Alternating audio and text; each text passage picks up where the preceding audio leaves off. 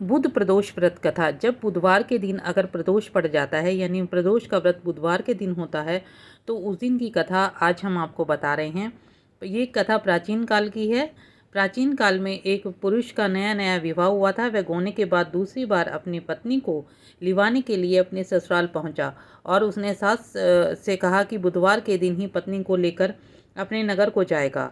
उस पुरुष के सास ससुर ने, साले सालियों ने, परिवार के सदस्यों ने उसको समझाया कि बुधवार को पत्नी को विदा कराकर ले जाना शुभ नहीं होता, लेकिन वह पुरुष अपनी जिद से टस से मस नहीं हुआ।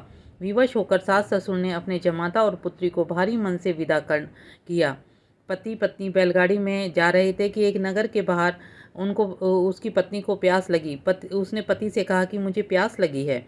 पति लोटा लेकर पानी लेने के लिए गया, लेकिन जब वह पानी लेकर लौटा तो उसे बहुत क्रोध और आश्चर्य की सीमा न रही, क्योंकि उसकी पत्नी किसी अन्य पुरुष के साथ लोटे से पानी पी रही थी और हंस हंस कर बातें कर रही थी।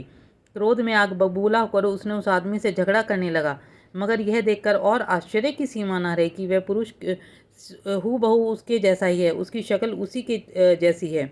इस हम शक्ल आदमियों को झगड़ते हुए देखकर काफ़ी देर हो गई, तो आने जाने वालों की भीड़ भी इकट्ठा हो गई। सिपाही भी आ गया। सिपाही ने स्त्री से पूछा कि आप इन दोनों में से आपका पति कौन है? तो बेचारी असमंजस में पड़ गई, क्योंकि दोनों की शक्ल एक दूसरे से बिल्कुल हूबहू मिलती थी।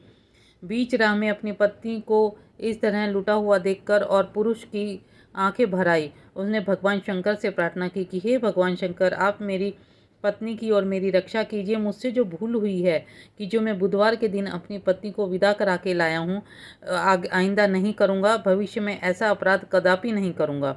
तो उसकी इस प्रार्थना जैसे ही पूरी हुई, वह दूसरा पुरुष जो है अंतर्ध्यान हो गया। भगवान शंकर का आशीर्वाद जो है उसको प्राप्त हुआ और अब वह पुरुष सकुशल अपनी पत्नी के साथ घर पहुंच गया। उस दिन के बाद पति पत्नी नियम पूर्वक बुधवार प्रदोष का व्रत रखने लगे और भगवान शंकर की कृपा उन पर बरसने लगी। बोलो शंकर भगवान, माता पार्वती की जय। भगवान शंकर आप सभी की मनोकामना पूरी करें।